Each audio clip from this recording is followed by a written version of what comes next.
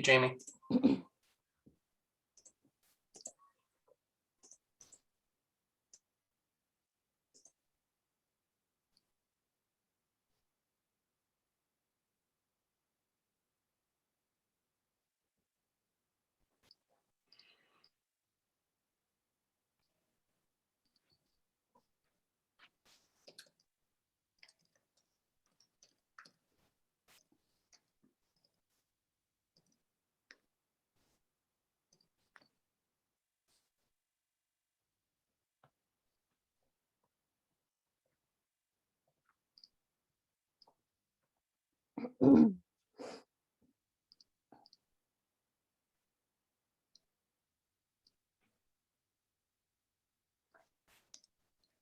All right, folks, I'm going to have us get started.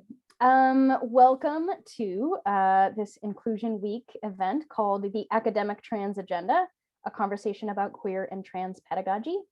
We are on the traditional and unceded territories of the Algonquin Nation. And my name is Julia Sinclair-Palm, and I'm a faculty member in Childhood and Youth Studies, and I'm really excited about this event and the conversation we're going to have. We have some awesome panelists here, all Carleton faculty, to talk about this topic of queer and trans pedagogy and what it looks like in the classroom. So this is a reminder that this event is recorded. There's a Q&A section at the end, so if you've got questions, we'd love to hear them. We're hoping for more of a conversation format at the end of the kind of panel discussion. And yeah, so I'll introduce our panelists. Dr. Fady Shanouda is a critical disability studies scholar whose research examines disabled and MAD students' experiences in higher education. His scholarly contributions lie at the theoretic and pedagogical intersections of disability, MAD, and FAT studies, and include socio-historical examinations that surface the interconnections of colonialism, racism, ableism, sanism, and fatphobia. William Hebert is assistant professor in the Department of Law and Legal Studies at Carleton. Trained as a sociocultural anthropologist, he is currently completing an ethnographic book project with UBC Press, which traces the conditions of possibility and early effects of recent Canadian trans correctional reforms. He's also principal investigator for a community-based study examining trans, two-spirit, and non-binary people's experiences of serious legal problems in Canada. Azar Masoumi is an assistant professor in the Department of Sociology and Anthropology. She studies the politics of state-controlled refugee protection, particularly for gender-based and queer refugees, and the relationship between historical change, alternative historiographies, and embodied memory. Originally from Iran, Azar is a community-engaged researcher and a queer diasporic settler on traditional and unceded Algonquin territories. And lastly, we have Laura Horak, who is an assistant professor of film studies at Carleton University and a director of the Transgender Media Lab and Transgender Media Portal. She is author of Girls Will Be Boys, Cross-Dressing Women, Lesbian, and American Cinema, 1908 to 1934, and co-editor of Silent Cinema and the Politics of Space, Unwatchable, and a special issue of Somatics on trans cinematic history, trans cinematic bodies. Horak is a white cis queer settler scholar who is here to leverage her privilege and institutional resources for the revolution. I should also say that Jamie Sadgrove is here supporting me with tech and all those lovely things. So thank you for being here, Jamie. Jamie works in the equity department and is a supportive partner of the Carleton Trans Advocacy Group here on campus. Great. Well, now that you all know who's here, I thought we would start with just kind of a broad question of hearing from panelists about what your understanding of queer and or trans pedagogy is. And I'm imagining this conversation is a bit popcorn style, so feel free to jump in whenever you want. And I'll let whoever wants to start begin.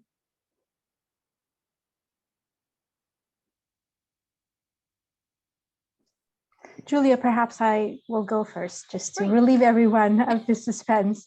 I just want to thank, before starting, I really want to thank you for organizing this wonderful event. It's really lovely to be on a panel. I know that we can't be in person, but it's lovely to be on a panel with other queer and trans people. It's like really, really exciting times, given that we don't get a lot of contact. So thank you for that. And I'm really looking forward to hearing what my other colleagues have to say. So in terms of, the way that I think about queer pedagogy sort of is quite literal in the same way that I think about queer theory and what queer is meant to do, I think, for me as a theoretical framework. And I sort of try to think about it in relation, what would that mean in the context of the classroom? And for me, one of the big things about queer thinking is a sense of pleasure. I don't know, like I came to queer studies from this place, I found it very, very liberating. It spoke to me in ways that other things had not. And I think there is an emphasis in queer theory or queer thought about thinking about pleasure and joy as aims in their own, and not sort of repressing, like this sort of like really going against this very repressive drives. And I think for me that in the context of the classroom translates to this idea of having a very joyful classroom, having a classroom where students are not meant to suffer, that we're not policing them, that, it's good to have fun with students. It's good to enjoy the teaching, like really striving to create that kind of a joyful space. I think a lot of times we associate work, and it's a very capitalist idea, with sort of suffering and sometimes harm. And I think, and school is like good serious studies meant to really make you miserable. If they don't, you're not working hard enough. And I think for me, queer pedagogy really goes against that, like thinking about how can we have fun? How can we make this easier or more, accessible? I have other thoughts, but in the interest of letting other people talk too, because I do tend to talk a lot, I'm just going to stop here for now.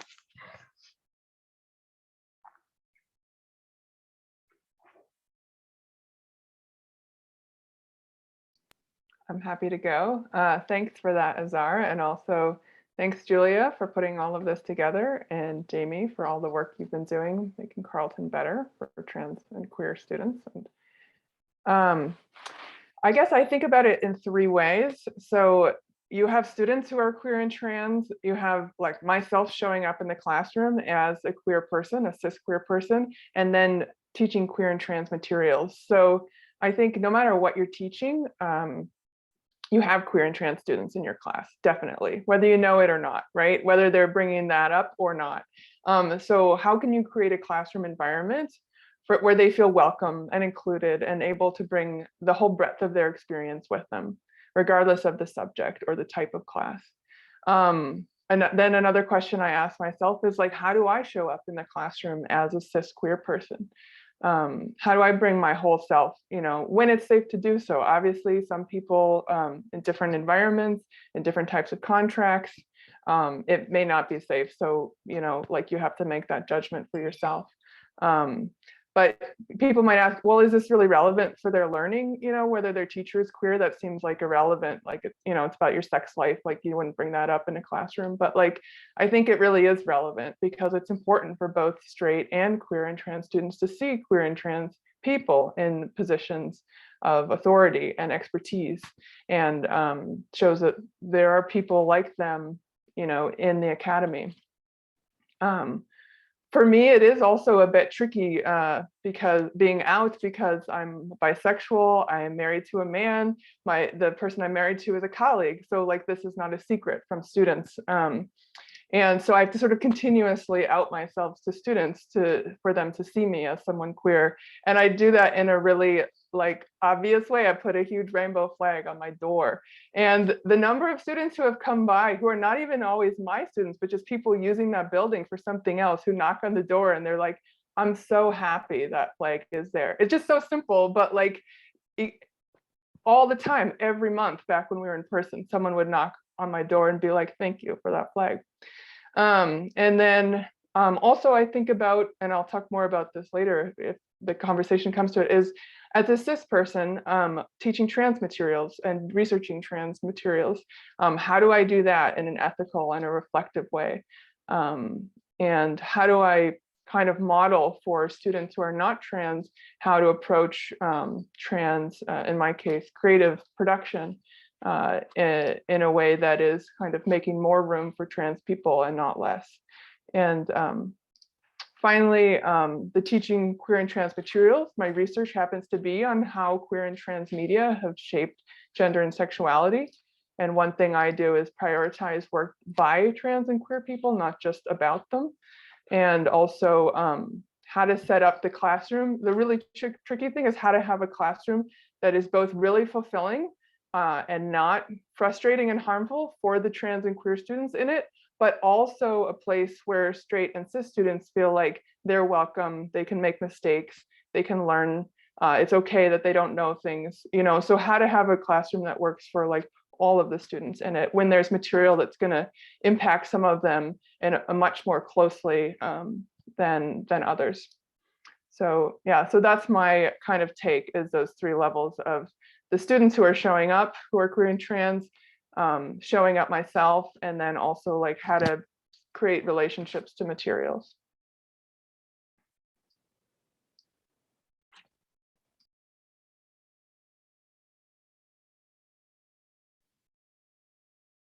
Okay. Oh, no, Fady, go. Should I go first? Thank you. Yeah, I mean, I guess my comments may be the counterweight to joy and pleasure. So it's nice that we'll have, you know, a range of perspectives on this. But I think for me, you know, I've always conceptualized the university as sort of a project of exclusion.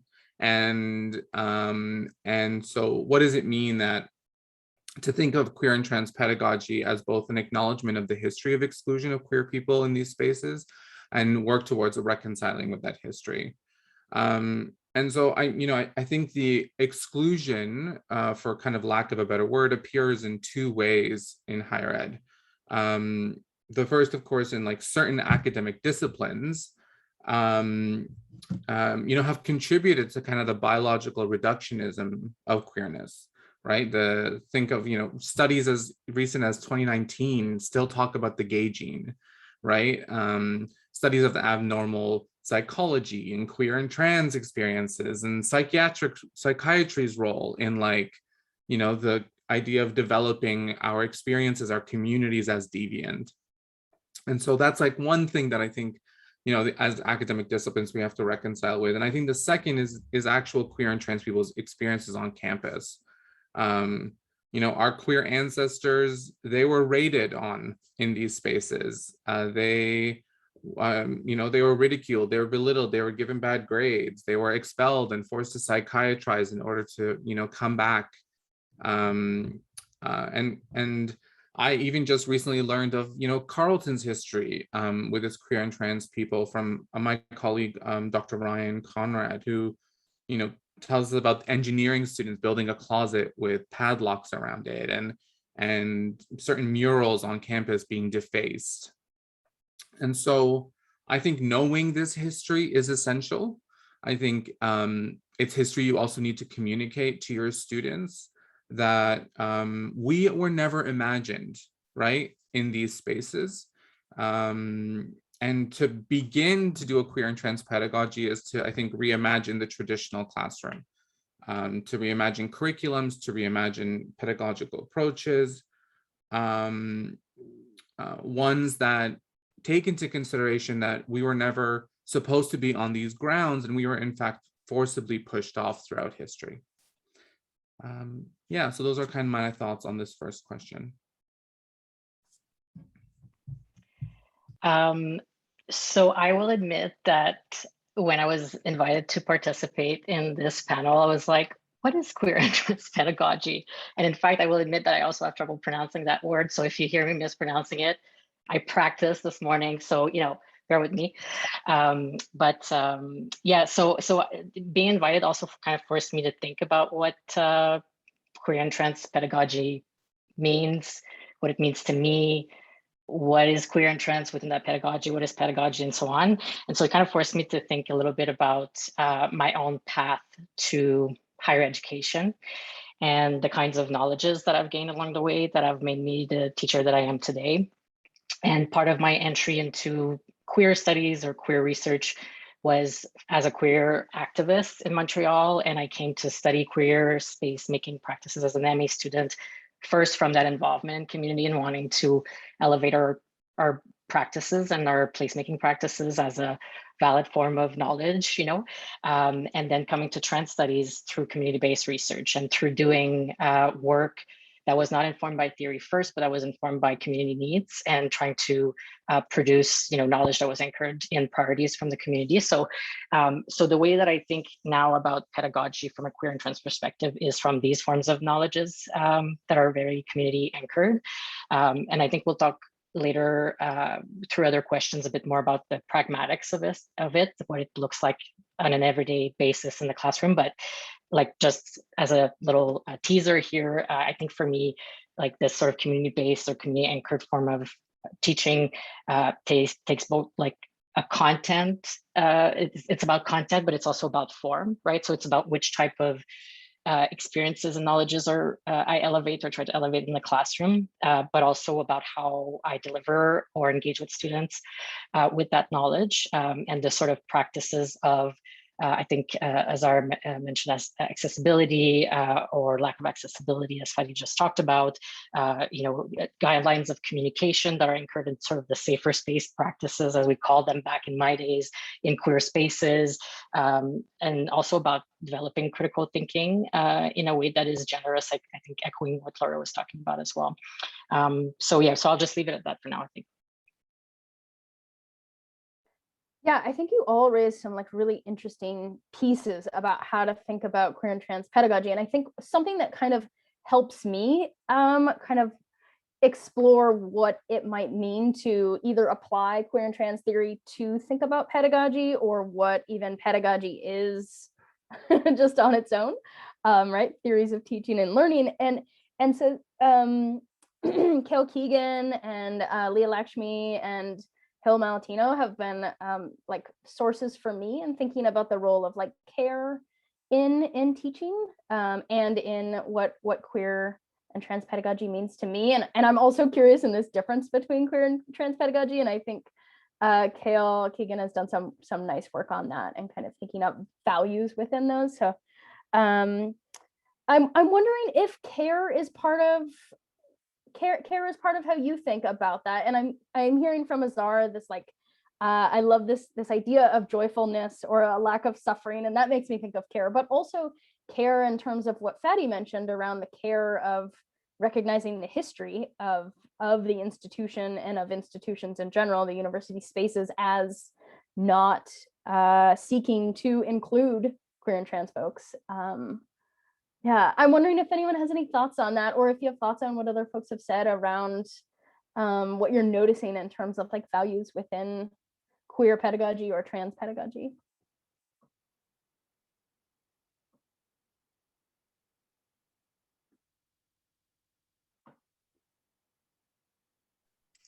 I think, it's a that theme of care. I can definitely see, like, I think sort of connects with me very deeply, but I also think care brings up questions of like self-care. How do you survive as a queer or trans faculty? And, I'm a sociologist and I teach sociology courses, and those courses are often not happy courses. I don't necessarily I teach queer material and sometimes like queer specific material, but a lot of times, so for example, I'm teaching political theory right now.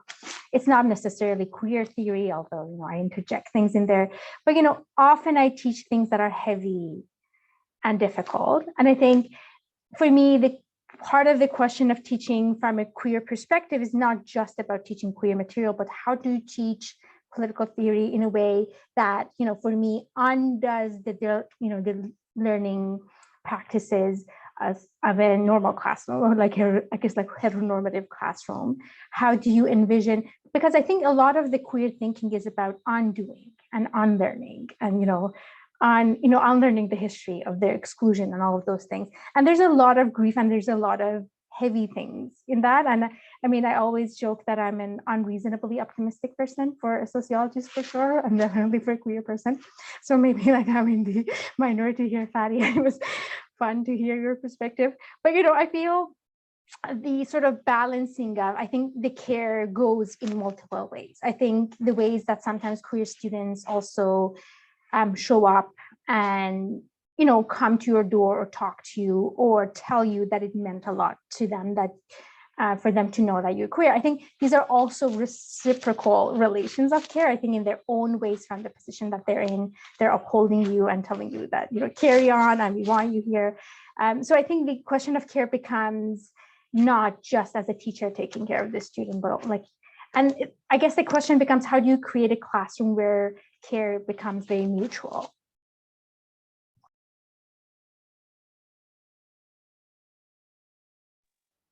Yeah, that makes me think of the kind of different dynamics that Laura touched on, this like student, faculty, and then content, and the care that kind of is in interplay within those things, the care for the self, the care for students, the way the students care for each other, and the way the students care for the faculty. Yeah. Yeah, I'll just say one thing. I think everyone has sort of said this in one way or another, but to make explicit, you know, accessibility and learning from kind of CRIP studies and disability justice, I think is underlying what many of us are saying about creating a classroom that is not policing, disciplining, punishing, you know, making students suffer, that is kind of inviting them into new ways of thinking and exposure to different kinds of materials in a way that does kind of exert care for them and acknowledges all of the you know, violences and harms and just difficulties that they're facing, and at the same time doing it in a way that you're not kind of overloading yourself in a way that's not sustainable, that's not caring for your own needs. And I think we know that in the academy, people of color, women, trans and queer people, like, get a lot of students flocking to them, you know, connecting and sharing like many of their sufferings and the things they're dealing with, which is a lot of care labor. And so I think it's really, you know, those connections can be really important, you know, for professors, for instructors, and for students, but also really exhausting. And so thinking about how to create for yourself and your colleagues, and, you know, and in an institution, a place where students get the kind of care they need, but also instructors are getting the care that they need to kind of to carry the often difficult things that students show up with.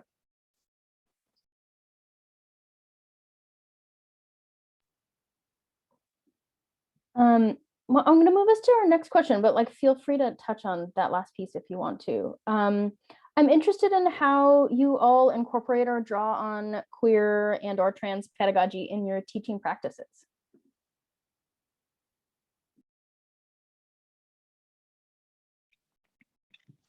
Maybe I can go. So earlier I talked about the sort of question of like content and form. And I think for me, the form part is tied to the question of care. You know, if we want to be caring towards our students and we want students to be caring towards one another, even when they come from very different positions and backgrounds and places of relationship to the material we're showing them or introducing to them in class, or that they're engaging with in class, I think that we have the responsibility of providing them with the tools to engage critically with the material, but in a caring way as well. And some of, you know, the tools that I have in person are different than on the online environment, for sure. But, you know, in person, something that I've done that I found quite effective in the course was to, in one of the first class, if not the first class, to actually have a conversation about how we're going to engage with each other in this class, especially given the content of the course. You know, I teach courses that deal with the criminal justice system. You know, a lot of these issues are fraught. A lot of people have strong opinions about them. It touches a lot of people directly or indirectly, and it's sensationalized. So people have a lot of opinions, and so having a moment to reflect on how we're going to talk about it together in the class, how we're going to engage with our emotions in the class, but also just like simple stuff like, how are we going to reflect on how much space we take in the classroom, you know? And sometimes we're going to step back and let other people talk and listen, you know, and how to listen to one another. So that was helpful in in person. In the online environment, it's a bit more difficult because primarily I teach asynchronous or blended courses, so there's a lot less interactions with students or between students. But one thing I do in a second year class where students do mostly asynchronous learning, but they do have some interactions through message boards. And, you know, you don't have a lot of control to intervene in those kinds of situations if things go a certain way, because it's sort of like self-directed on the online platform. But I provide students with a text. It's a text by Robin DiAngelo and Aslam Sensoy about how to behave or engage in a course, not to behave, but how to engage in a course that deals with social justice issues. And part of what that text does, it's very plain language. It's just to tell students like, okay, you're going to engage with challenging topics. How can you, take the time to reflect on your emotions, where you're coming from, to engage with this knowledge, the difference between opinion and informed knowledge kind of thing. So I think that's helpful because then the students are like, okay, I see how I'm expected to be engaging with this material, and therefore they have a starting point for how to move forward with the course.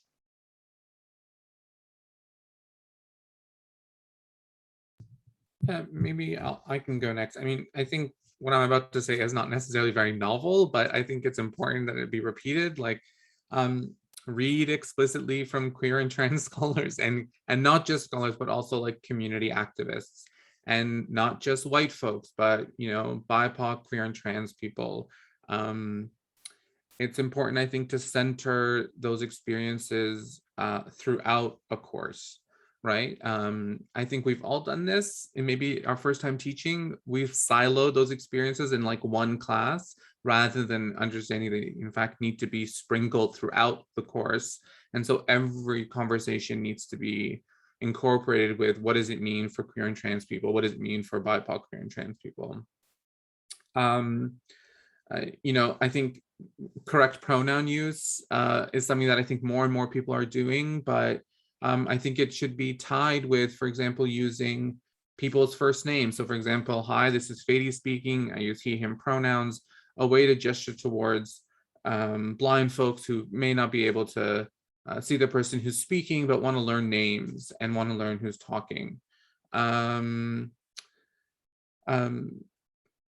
I think just learning to kind of learn about your discipline and how your discipline, its history when it comes to queer and trans people, and learning to both critique that and demonstrate how it's being held accountable to those communities.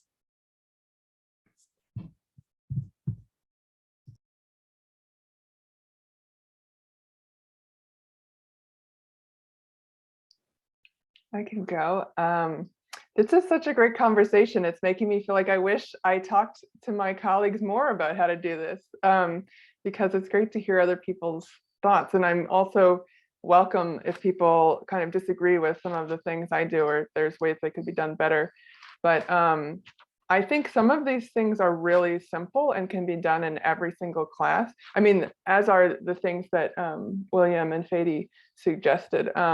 So there's a lot of sort of simple opening of class things to set up a kind of respectful place where people can be recognized, as Fady said, like the right pronouns are being used. So for all classes, I always send around a first class survey that asks, what name do you want me to use for you? What pronouns do you want me to use? Is there anything I can do to make the class more accessible? I never call names aloud from the class list, knowing that many times those will be names that they don't want used. If it's like a 20 to 40% class in person, I have them create name cards with pronouns to put on the desk so that it's easy for everyone to remember what name and pronoun each person wants. And they can change them too over the course of the semester, which also, happens. I also give instructions for how to refer to each other in each class without assuming pronouns. So ideally, remember someone's pronouns or look at their Zoom or look at their name tag. But if you don't remember what to do, you can say the person who just spoke, or my classmate who mentioned blah, blah, blah. And if like that's too awkward in the kind of sentence. You can use they if you don't know, but that's also another form of misgendering potentially if someone uses he or she and they would prefer not to be referred to as they. And if you misgender someone and get corrected, just apologize, move on, and don't make the same mistake twice. I also tell them, because this is common for my students, is how to know what pronoun to use for scholars you're citing. You can't guess, don't just guess from the name on what you think, or don't refer to everyone as he, which I've had students do as well. Just Google them and look at their personal bio and see what pronouns, then use those pronouns. And I give some guides to students on what terms to use and not use straight off. So students don't inadvertently use offensive language. And if someone uses the wrong language, I try to correct it right away, not just sort of let it slide or make it a conversation piece, just kind of gently, respectfully be like, oops, remember that's a term that maybe was used historically, but we use this other term now. So, and then I also always tell students at the beginning of class that I'm doing my best to make a space where they can learn, but there's things I don't know, there's things I don't see that I don't notice. So I explicitly invite them to tell me in whatever way makes sense to them. If they want to come talk to me after class, if they want to leave an anonymous note in my mailbox, if they want to send me an email, let me know if there's things that I'm not noticing that could be changed about the class. And then finally, so that's like the little things that you can do for everything, every class, I would say. And then when you're specifically working on queer and trans material is just reflecting on your own position in relations to gender and sexuality and race and class. There's some readings I often assign. See, Jacob Hale has a great short webpage about the ethics of working on trans topics. And Julia Serrano has really accessible chapters about what she calls gender essentialism and cissexism, just to sort of start to give names for the kind of norms that are informing people's lives. I have them write a gender reflection essay where they think about examples of gender disciplining that they've witnessed in their own life, because everyone, straight, trans, hyperfemme, hypermasc, everyone has experiences of gender disciplining. And so connecting their own experiences to the sort of stuff being written by trans people to sort of show that it's not like this is just some foreign class of people, that in fact, we're all living in these really kind of oppressive systems. And if you start to notice it, you'll see how also you too are being disciplined. Yeah, so I think those are the main things I wanted to contribute, in addition to what the excellent things people have already said. And I feel like we should keep these conversations going, because I'm sure there's other ways of doing things that I hadn't thought of.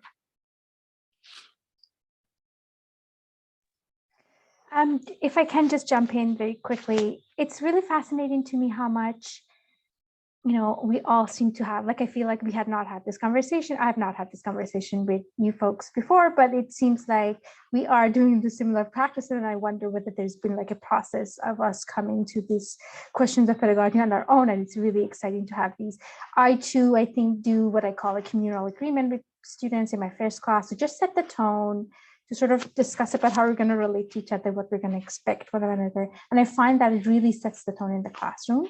And really, one of the things that I require part of the agreement is that I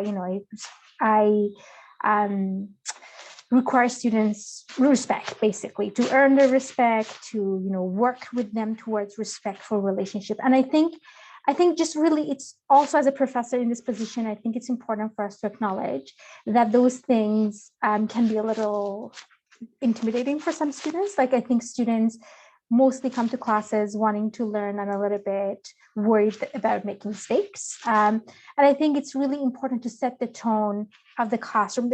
I always tell my students that they're enrolled in this class because they don't know things. If they already knew everything, they should not take this class, right? It is a space for making mistakes, and it is a place, but you have to sort of, and I always tell them, if you're not sure about how to phrase things, let me help you. We can work together to formulate your thought in a way that is respectful to other people. But sometimes we need to offer that level of support and be like, it is in fact possible to formulate your thoughts sort of honestly, but also in a caring way. And there's an art to it, and there's a listening to it, and there's nuances, and just like doing a bit of hand holding so that they're both, because you don't want students to shut down and not talk because they don't want to, say anything wrong.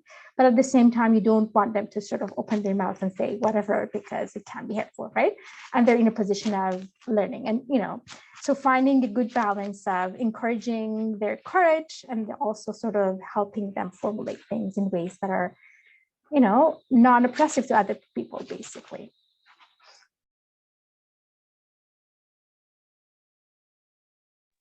Yeah, I think those are all really great ideas. I also use the reflection piece that Laura talked about, and I do free writes for folks to reflect on that stuff, especially in class, which I think can be really helpful.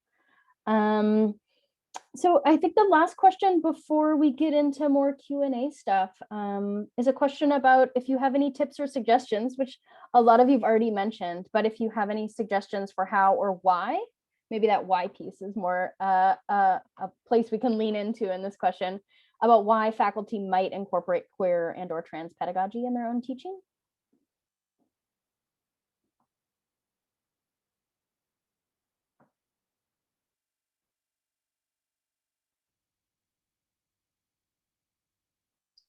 This is kind of a sideways answer. Oh, do you want to go ahead, William?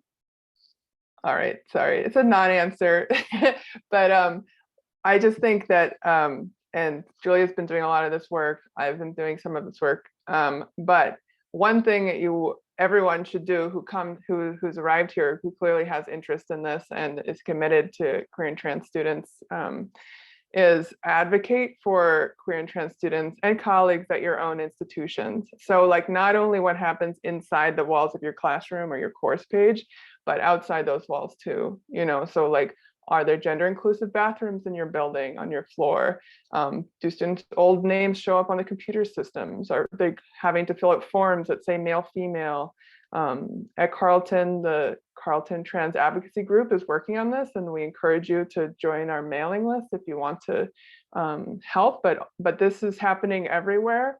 And so thinking about basically getting your university out of the way to stop harming these students before they show up in your classroom, as well as thinking about like, what can you do to kind of have a transformative educational experience. About the why, I feel like our conversation makes explicit that like a lot of the principles that we're taking up are applicable to non-queer and non-trans related topically, topic-based courses. I think they're good pedagogy practices in general to make non-queer and trans topic-based courses accessible to all kinds of students.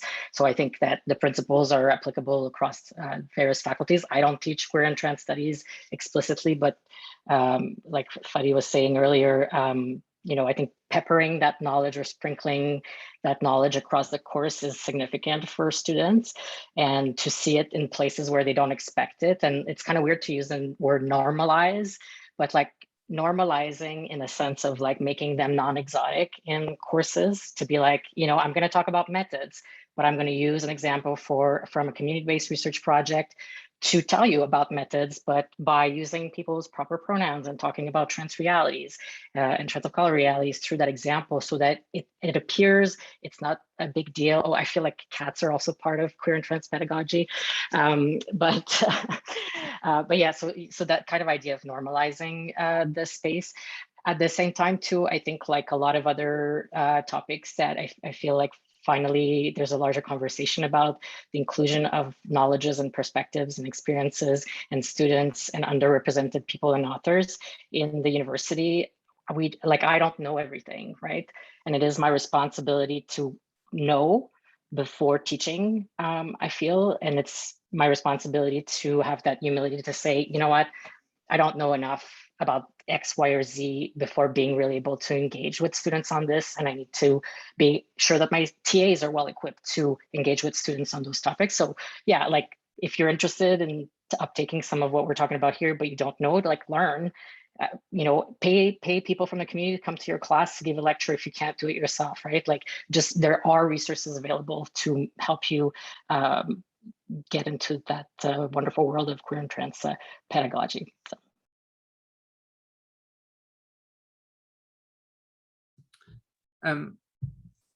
I mean, I think the why is really important, and I'll kind of start answering this question by saying that I think for queer and trans pedagogy to be effective, it has to be, it needs to be these other things. It also needs to be anti-racist. It also needs to be decolonial. It also needs to be anti-ableist and anti-sanist. And like, as a disability studies scholar, maybe I'll just expand on like the last 2 points a little bit, because I think they do connect with the queer and trans pedagogy so much, like the CRIP kind of pedagogy that Laura was talking about a little bit earlier, and that Julia, you were talking about too, in terms of Leah Lakshmi's care work.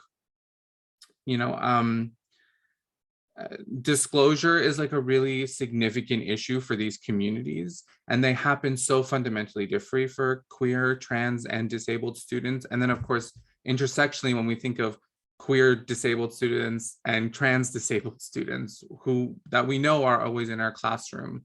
In higher education, one of these identities is regulated to the non-biological. We talk about pride, we have rainbows painted on the floor, like, you know what I mean? We have this kind of discourse in it, while the other one, disability, is like kind of reduced to the biological. It's a medical disclosure. You need biocertification, letters of accommodation. And so I think to really practice a queer and trans pedagogy, we also have to think about what does it mean to require letters of accommodation in order for students to access their learning. And so, for me, I think, what would it look like if we didn't require those things? And how would that, underscore a practice of queer and trans pedagogy? Maybe one that was positioned around joy or love or care, right? That thought of students in very different ways, that thought of disability in very different ways. So I guess my suggestion would be to like think about doing away with accommodations altogether, and like try to build an anti-ableist and like anti-sanist space that doesn't require medicalization. And I think by doing so, you're already going to be, it queers pedagogy right there, right? You're already doing the process. Yeah, and I think it kind of connects to what we're all saying in terms of like the importance of thinking about these experiences intersectionally in the classroom. Yeah, I really appreciated those comments there, Fady. Like, it's really helping me think about the ways that we police students with disabilities by making them get some kind of diagnosis or manage their disability in a particular kind of way. And of course, trans folks hate the ways their bodies are policed by the medical institution and by the government, that they need to provide particular kinds of documentation in order to be seen as legitimate or having a livable life. Similar with folks with disabilities. So I really appreciate that addition to this conversation.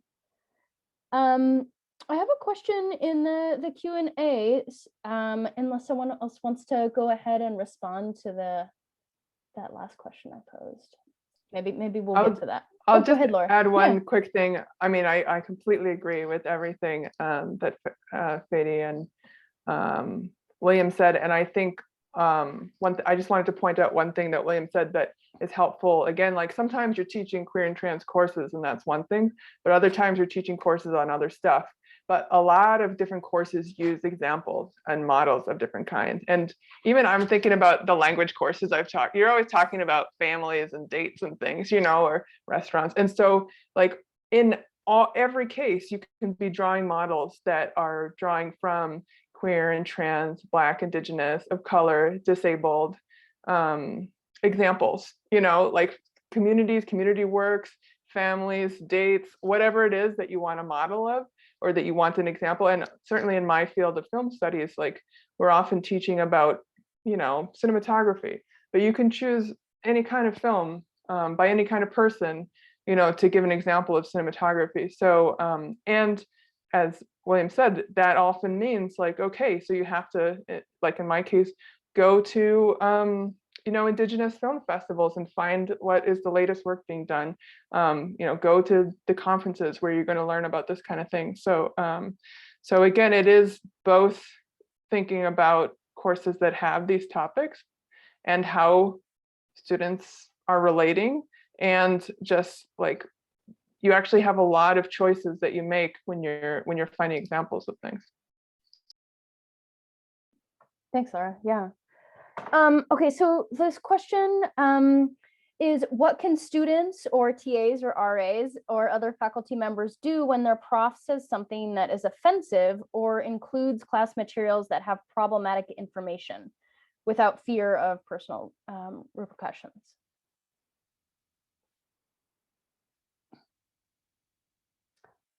I think it's a tricky one. I don't know if anyone wants to take a... I mean, I can say something. Yeah. Basically, like, do you have anyone who's like a faculty member that you trust that will get it? Like, hopefully you would, whether that's, whoever that is. I would probably go tell that person and ask their advice, because every department is different. The way these things get handled are different. I mean, there may be also like, certainly you could tell the chair, but like, it's probably good to talk to a trusted faculty member or even a graduate student in that department to kind of find out, like, is this just typical of the department's approach as a whole? And therefore, if you go to the chair, you're going to get nowhere, and maybe you want to go to someone outside the department? Or is this not that? And so I think just kind of gauging the temperature of the department by finding a trusted graduate student or a faculty member who can advise you, because there's not going to be any one right answer depending on kind of how deep it goes. I completely agree with Laura, and I think that's a very good strategy. I also want to say that that question to me comes from probably someone who's experiencing this or has experienced this, and I want to say I'm very, very sorry that has experienced, and unfortunately classrooms are sometimes places of that harm happened. And I think that's exactly why we need connections and alliances and communities. And I think we need to have those kindred spirits so that we can go to, sometimes we cannot change this faculty member, and it may not be in our capacity to do that, but I think we need the community so that we can heal, so that we can go and vent, so that somebody hears us, so that somebody reaffirms that, yeah, this was not right, this should not have happened. I think it's really important I'm a person of color, I'm an immigrant, and I'm a queer person. I find community critical to survival, let alone joy. Like, I think it's really important to have those spaces so for your own, well-being. And I hope that, you can connect with other faculty members, other students, and find a community where you can sort of unwind from those harms. Maybe my advice may not be to the student who's asking or to the person who's asking, but in fact to the faculty members who are here, in that, like, this is why mid-course reviews are so important. Anonymous mid-course reviews are so important. This is why having, like Laura said, like a place where students can drop in anonymous discussion. This is why having an open discussion board or a Google Doc that folks can just put in things that are happening in the course are really important. And I think for students, like, if faculty do have those things in place, I think you can use them to in fact say what the harm that is being caused, right? Because that faculty member, if it's not, hopefully it's ignorance and not willful negligence, you know what I mean? Like, hopefully it's just coming from a place of like a bad choice. If it's not, that something else is happening. But if someone has those things in place, then they do want to know what they're doing wrong, right? They're open to learning and like changing.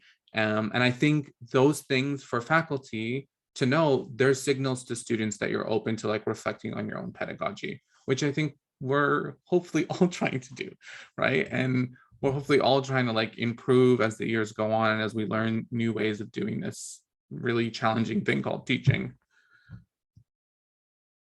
And I'll just add, I thought about too, there are also people outside of individual departments who could support you. So like if you're at Carleton, Jamie, who's the trans and non-binary inclusion coordinator in equity, is someone you could talk to, or, you know, equity more generally.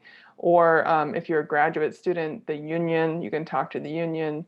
There's some kind of like dean of students or something. There's an ombudsperson. So if you feel like you're not gonna be understood or heard or supported in your department, like there are these different options, as well as people have said, community, talking to sort of similar folks. But it is an unfortunate, yeah, I mean, I'm also really sorry that people are continuing to experience this. And like Fady says, if you're a professor, like you're not perfect. Like none of us are perfect. None of us know everything. None of us are never harming people, you know? So I think building these structures in so that we can always be improving and accountable and understanding when we're inadvertently doing harm is really important.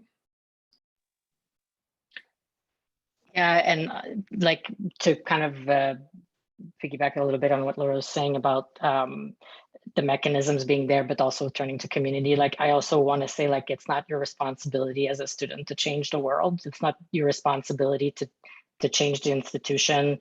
Like if you don't have the energy to pursue these mechanisms because you're experiencing harm and you need to move on with your studies and stuff, hopefully you have people to turn to, just as I was saying, to get support from and to vent with, and to just, because I've been burned, you know, by institutions where you're like, I'm gonna go through these mechanisms to address this transphobia, to address this exclusion, and then nothing happens, right? And I'm not saying that that's the inevitable outcome, but it's okay to be mistrustful of institutions and to just be like, I need to denounce it for my sake, and then move on with my studies because I want to graduate at some point and move on from this institution. So. I also want to mention that there's a way to report misgendering, dead naming, or other transphobia that CTAG and Jamie has put together. So it's another avenue for at least having your story heard. Yeah. The next question kind of relates in some ways, and is there some kind of mandatory inclusive training for professors and contract instructors? I find drastic differences from one class to another. There are some trainings out there, and I think like all trainings, they could be improved. I know that they are offered. Laura, can you help me out here, or Jamie? The name of that training? There's a Carleton University Safer Spaces training. One of the things CTAG is working on is expanding the opportunities for training and making some of them mandatory, and making them in collaboration with the trans community and trans studies scholars. So yeah, I think there's a little bit, but there definitely could be much more. Yeah. Great, thank you. Okay. Anyone else want to offer anything else on that?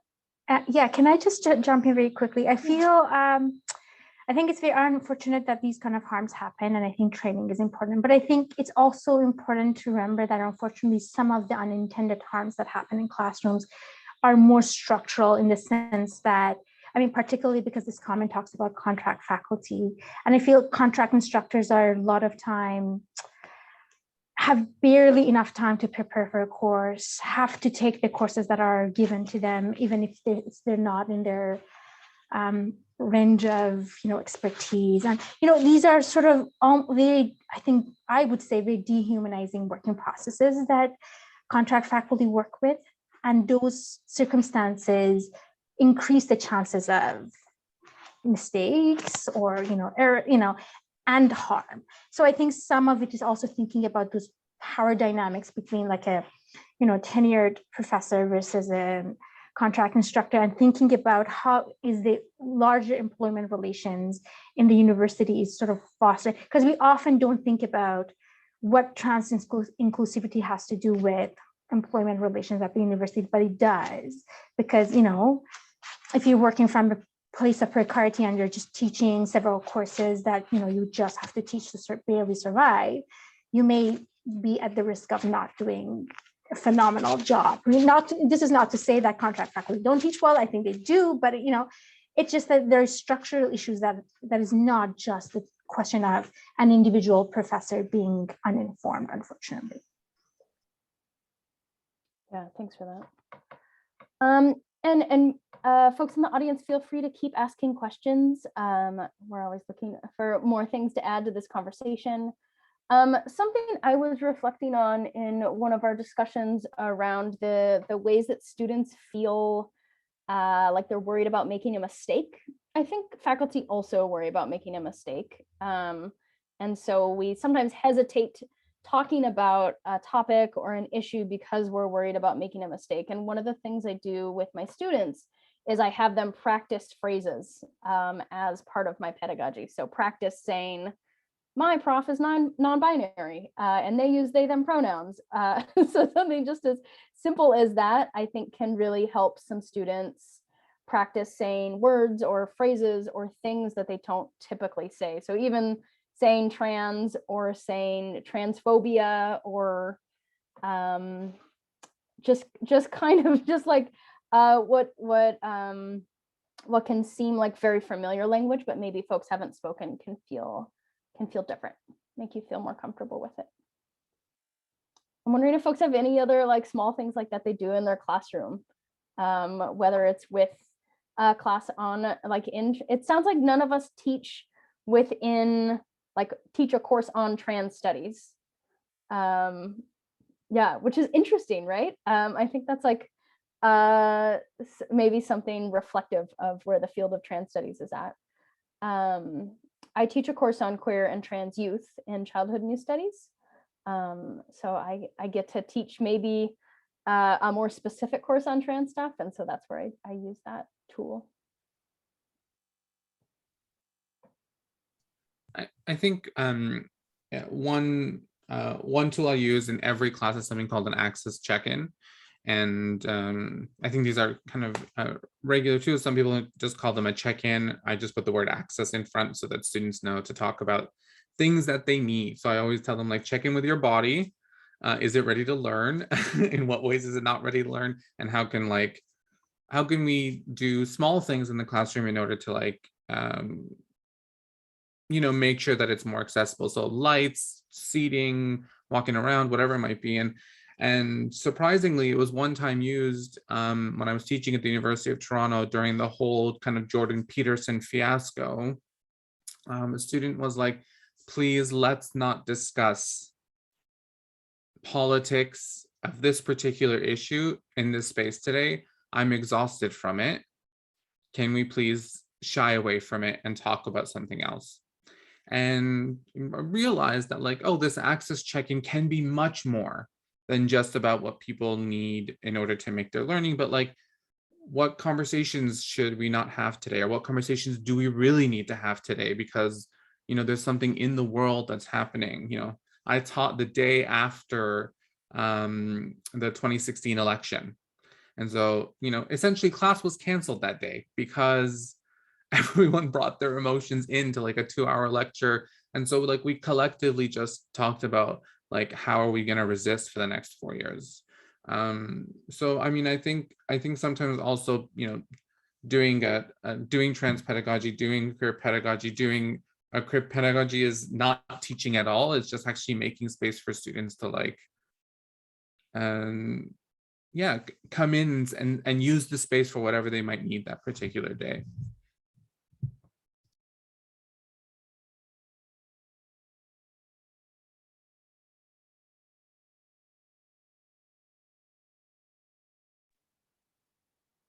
I think another piece oh, go ahead, Laura.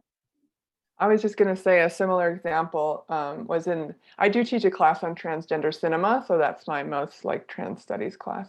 And it was in that class when it was starting to become clear that the pandemic was coming to Canada in a major way. And we were still meeting in person. So I took like some class to be like, let's talk about what have you heard? What are you afraid of? What are you thinking? What should we do about our class? You know, if it turned, and And, you know, should we close it down before and like official announcements get made and stuff? So I think definitely if you've done this work that everyone's talking about of like creating a place where people can kind of come with their whole selves, then like all of a sudden all these other things become enabled where they can kind of talk together and work through these difficult kind of situations that we find ourselves in these days. So, yeah.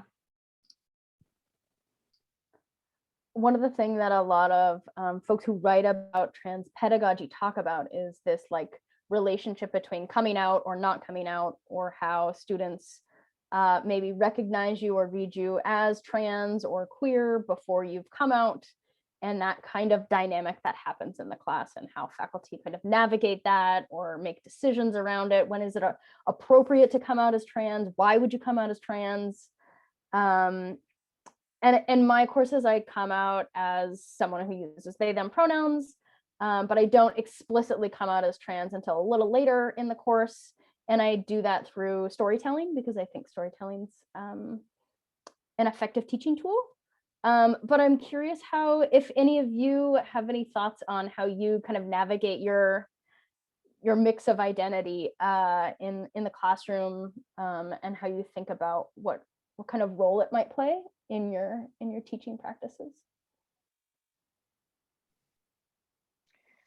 I mean, I'm still kind of trying to figure out how my own position on this. And, you know, like the Jordan Peterson fiasco, I experienced this firsthand as a PhD student at U of T. And I was actually closeted for a big part of my PhD because I had experienced harmful stuff in my MA. And so I was just like, I just want to get through this. And I could do it. I could be closeted if I wanted to. And so I decided to do it. I know that's not everybody's desire or capacity. But because of the Jordan Peterson thing, I came out. Again, a lot of crap happened and its aftermath. And so I started the job and I was like, not sure I'm going to do this. And so in a class, it just kind of came out naturally, quote unquote. Just a student was asking me how my experience was with doing fieldwork in prisons and interacting with prisoners and with correctional staff and stuff. And it just felt like a natural place, or like sort of an opening to talk about positionality and privilege in the field, and, you know, and the impact of who you are on your research, which is also part of what the course is trying to teach students, right? And I feel like that opened the space for some students to trust me more, also to see that I'm not just a cis person studying trans people without any kind of involvement with community and without any kind of connection. And it opened some relationships to form with students that I don't think would have been possible otherwise. So, you know, but I'm able to do it, and I'm in a position of privilege to be able to do the work of showing students that people like me and like us exists in the classroom, for example. But yeah, I don't think it's ever like it's never like, I don't think I have a defined strategy. I don't think I'll ever have one necessarily, because it's contextual and depends who's in the classroom, how I feel, like what the right time to do it is for me, you know, for myself.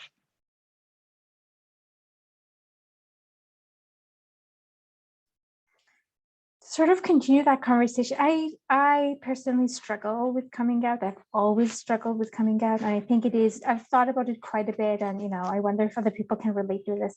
I think particularly as a person of color, particularly with issues of safety, particularly with issues of racialization, I think becomes very sort of complicated. And, you know, I have this, you know, it's obviously, I understand that it can be very empowering for students to see a queer professor teaching them. And I think at the same time, like, it's just like, and I also understand that I come from this place of, you know, extreme privilege, in the sense that I'm read very easily as femme and cis, and, you know, and I am a cis woman, and I'm read as straight. And I find that I have, like, you know, experiences in the classroom sort of this is, I think, like William, it's an ongoing question for me.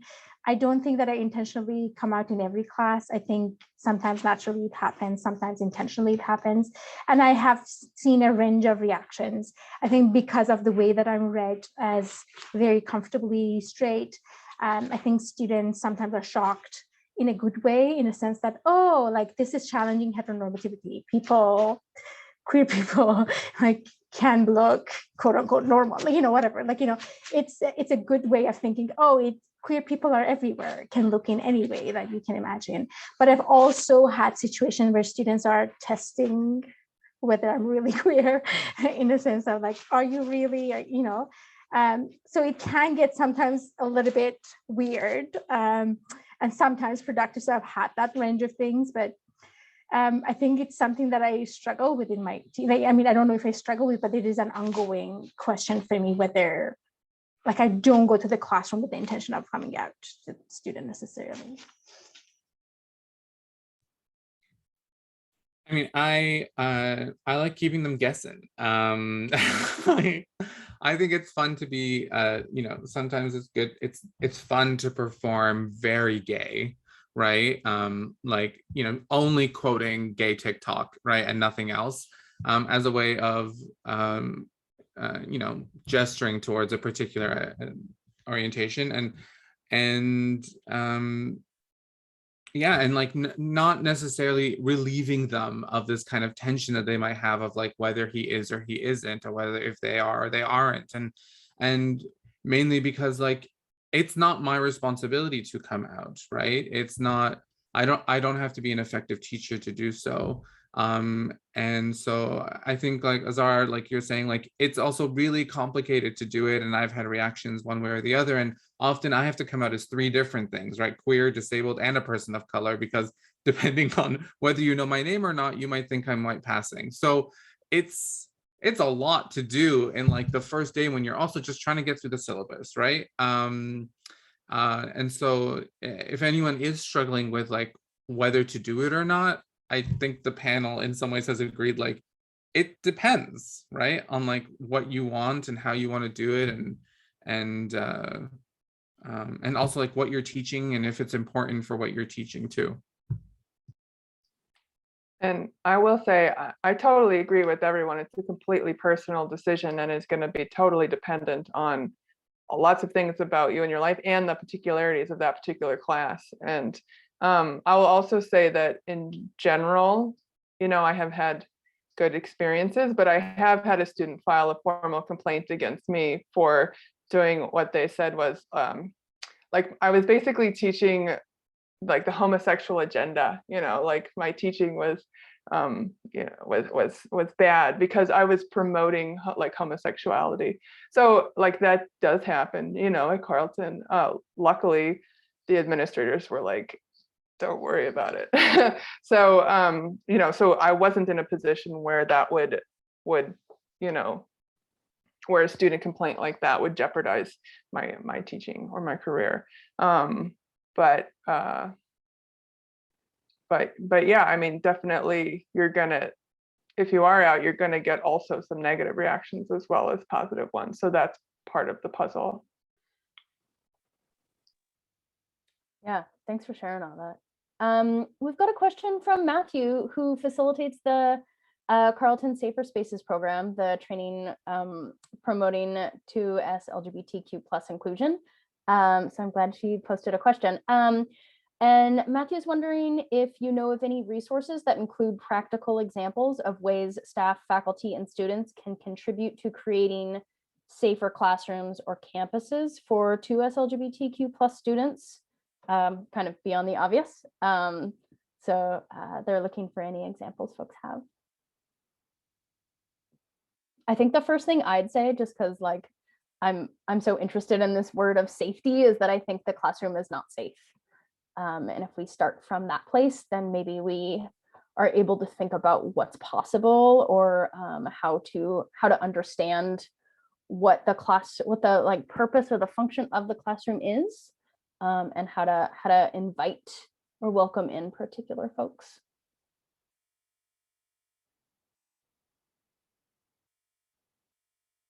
But I'm curious what all you have to say.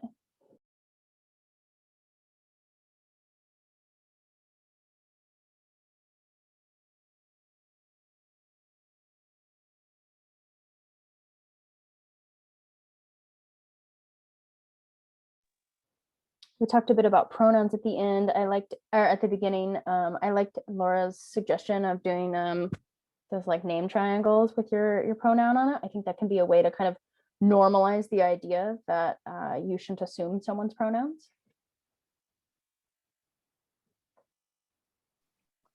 I mean, one thing I did at another institution where I taught, and I don't quite know why I didn't do it here. I think maybe the template for course outlines are a bit more rigid, maybe at Carleton than where I was before, or where I taught before, or maybe it's just my unit. But it's like I had a statement on my course outline that said, like, I purposely try not to gender students. If I misgender you, please tell me. If you use a different, like, I think that's, these strategies were already mentioned, but like making these explicit statements about trans inclusion, about anti-racism, about sexism, like just making that explicit. If students get through the course outline, at least they'll see it there. It's gesturing again to the fact that you might be more receptive to any kind of complaint they might legitimately have for you and so on, right? Like it's just putting it out there. So I think that's a practice that I will start using again. Yeah, and I think in terms of like accommodations, like I know I'm learning a lot about accessibility. I don't think it's my forte at all, and I'm trying to learn more and so on. But having an open, being open to students coming to you and being like, this is not cool, or this, and being like, yeah, you're right, but not pulling a Justin Trudeau and just like apologizing and not doing, like, do something about it. There, we have resources, right? And there are many resources. I just recently learned that Carleton offers a transcription service for videos or audio that is not already transcribed, and so you can just and the transcript is ready in like a day or two, right? So just looking to your course material and content with a critical eye, or looking for somebody to come in and look over your materials to see if accessibility is a problem with what you're presenting, and then looking for resources if somebody approaches you to tell you that you're not accessible in any way, right, related to disabilities, but also related to trans inclusion or anti-racism and so on. Yeah, I mean, just to build on what William's saying there is like to create a safer classroom for 2S LGBTQ plus folks is to create a safer classroom for everyone. To create a safer classroom for racialized students, to create a safer classroom for students with disabilities. Yeah. I'll just mention one thing too, because the question Matthew mentioned staff. One like a little but like really annoying thing that often happens is that when people are talking about some third person over email, like this is often the case with HR or with undergraduate advisors, administrators. Like when you're talking about some third person, just to not assume their gender, just use they until you know what gender they are, because like even if they're not there, it's still misgendering. And then also if they might see the email thread at some point, it's like very hurtful for them. So we're trained to be just like constantly gendering people left and right all the time, and just assuming that we know what people's genders are, but just stopping yourself in that process and being like, I don't know, I'm not going to be like writing things down or saying things that I don't know if they're true or not. So that's like a small thing, but that just on every level is happening all the time, especially for students who use they them pronouns. They're often being misgendered in email threads and things.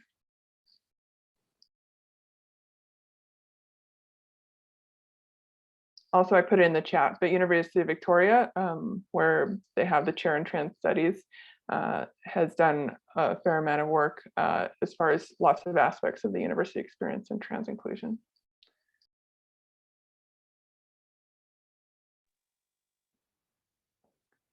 Is there anyone on the panel who has something they were like excited to talk about, or a question they have for other folks?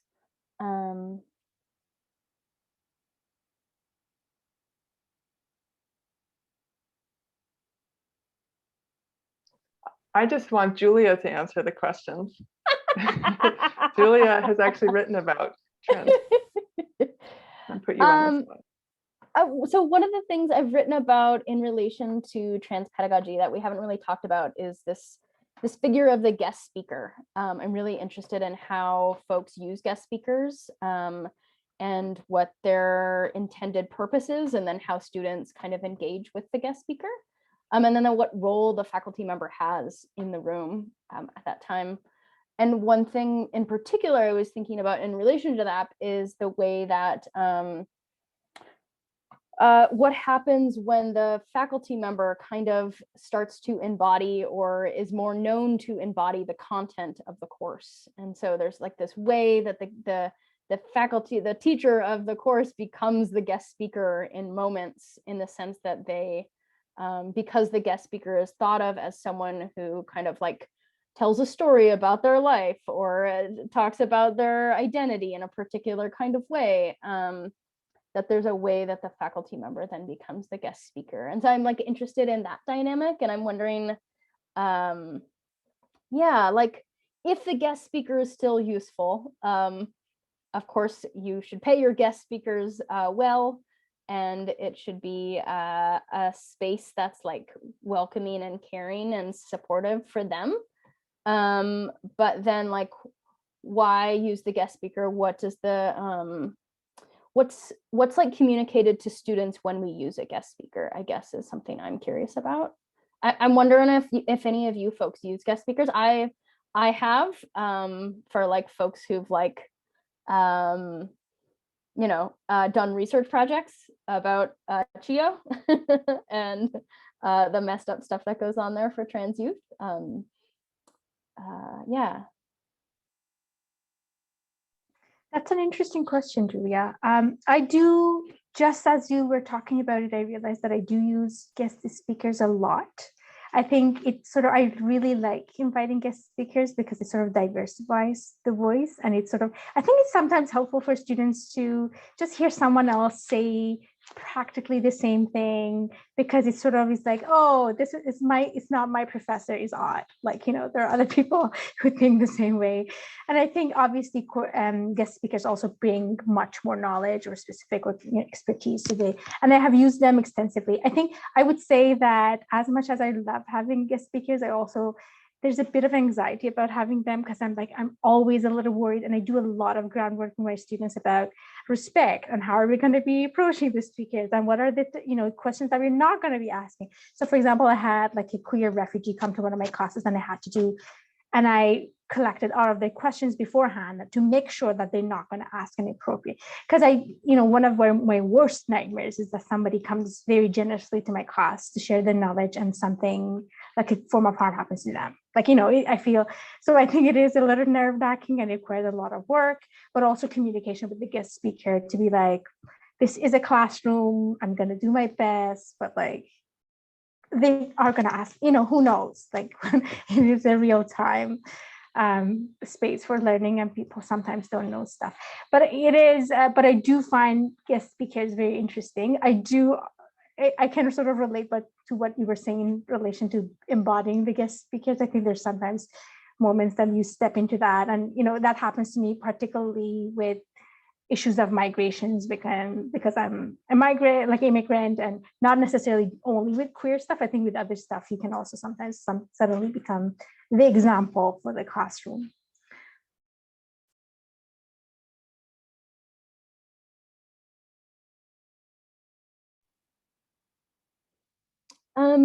Okay, well, I'm gonna bring us to this last question from someone in the audience. What are 3 small wins that would make your day on campus in regards to inclusion? As a staff member with many students, at least pre-COVID, coming through my office, I want them to know my office is a safe space. And I think this is a nice way to maybe end this discussion today, is what are 3 wins that would make your day on campus in regards to inclusion?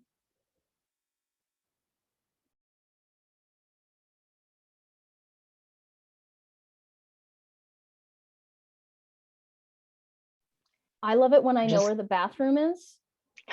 I love it. So funny, I was going to talk about bathrooms. I love it when someone uses the they them pronoun to refer to me, and I'll have to think of that third one. Maybe someone else will go first.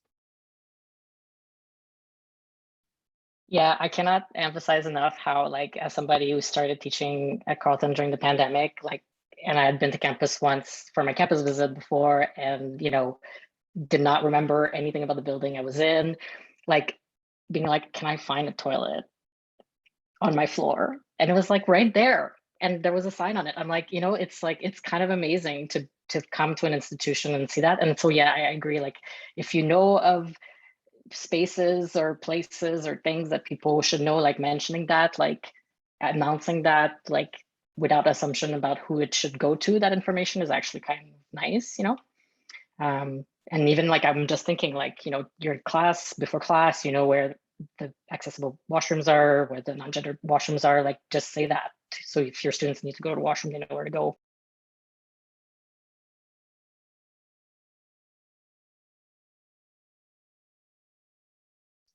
I can say I'm a fan of the little pin, poster, flag, whatever, that announces your kind of your commitments, you know, but the thing is you have to back it up, because certainly you can have a little rainbow flag and then misgender people left and right, you know, and this happens.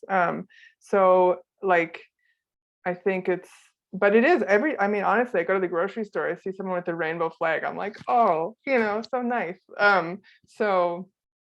Yeah, so I think and whenever, and not, again, not just queer and trans, also, you know, speaking up about anti-Black racism and colonialism and lots of things that people are, you know, the people coming through your office are dealing with every day. So like little signs of your commitments towards these students and towards sort of liberation, I think can be helpful if your own actions are also kind of following up on that.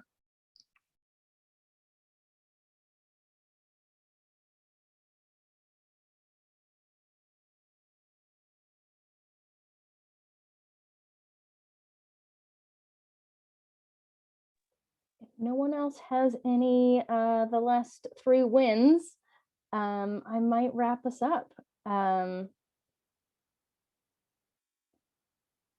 Yeah, any last things anyone wants to say? Okay, great.